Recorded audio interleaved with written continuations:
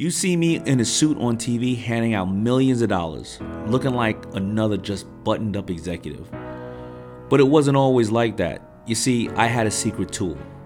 It was there for me when I had absolutely nothing, when I thought I was nothing, until it led me to everything. You may think it's your biggest weakness, but if you wield it properly, it will definitely be the key to your success. This is the power of broke. I took my first $16,000 in seed money and I spent it in about 5 minutes.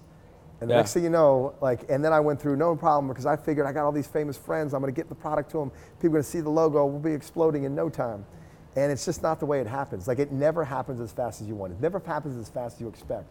And I can remember taking money, going to the bank at 1:59 p.m. on a Friday, and taking the $3,400 that I had remaining in the bank, because I had $6,000 in checks out that I had to cover, and coming back home and saying, I'm gonna take this money, drive to Atlantic City, up Route 40, and go and gamble this on a blackjack tournament in Las Vegas. I mean, in Atlantic City.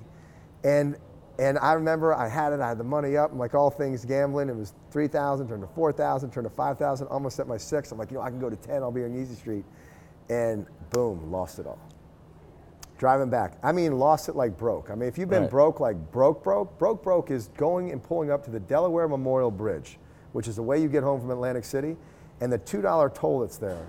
It's having the worst experience of my life was that poor toll booth operator said $2, and I said, I couldn't check the change. I said, ma'am, and I'd gassed up the car before I got out to go play blackjack.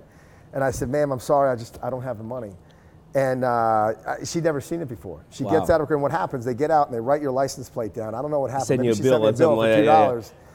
Yeah. And I remember later that day, I sat there and I was like, I got back and I went to go see my mom because I couldn't afford dinner. So I'm like, I'm gonna go have dinner at my mom's house. And the P.O. box for Under Armour was right next to my mom's house. And I remember it might have been the last time I physically cried. Physically had sitting there and going, did I pick the right idea?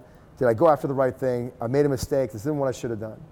I had dinner with my mom. How's everything going, Kevin? The first thing I didn't do, oh, it's terrible, it's awful, it's this. How's everything going? It's going great, Mom. We're doing fine. Don't you worry about a thing. We're gonna be great. Right. I didn't know how, but we're gonna figure it out. Finish dinner, go pick up the P.O. box, go pick up the mail. As soon as I get in the mail, one of the checks in there is a check for $7,500 from Georgia Tech, one of the first schools that I ever sold. It took them 7 months to pay me, and the check happened to show up that day. And I'm thinking to myself, it wasn't, oh, well, this will be okay. It was, back in business. Let's go get it. Now I gotta go. But you know what it feels like to be broke? Yeah. No change drawer. I can't stop and buy a soda broke.